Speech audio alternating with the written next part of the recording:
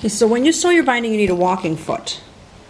A walking foot is a foot that has teeth underneath this part right here. You've got feed dogs here that move your fabric through on the bottom here, that are always on your machine, those feed dogs. You've got feed dogs under this little part right here on a walking foot. And the reason for that is because it'll push the fabric through evenly on the top and underneath.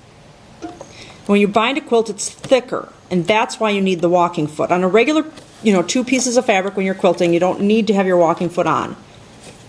But when you're doing something thick where you need that extra push on the top and underneath, you need to have the push from the top and from the bottom. So there's feed dogs here and there's feed dogs here. If you don't have a walking foot, you can find a dealer that probably, a dealer for your sewing machine that probably has walking feet for your particular type of sewing machine. So you'll have to look into that. Okay, so now remember I said I left a pigtail. So you're going to leave a little pigtail on your binding. You're not going to start right away at the very edge of it. You're going to start further down. And you're going to leave a little bit of that peeking through, a little bit of that fabric peeking through, because you want that binding to look like it's, for lack of a better term, stuffed.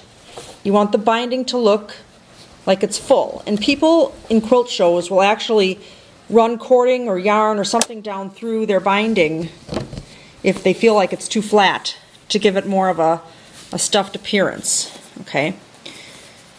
So now you're going to do a 1/4 inch seam again, just like you did on everything else. You're going to do a 1/4 inch seam on your binding. You're going to keep these two edges together here. And you're going to keep them on the edge of. You can backstitch if you want to. It's not necessary. You don't absolutely have to. There are several key points when making a binding, and those are the things that need the most explanation. And so when I get to those, which are the corners and then finishing the binding and how you put it together. So keeping those edges together, that 1/4 inch seam.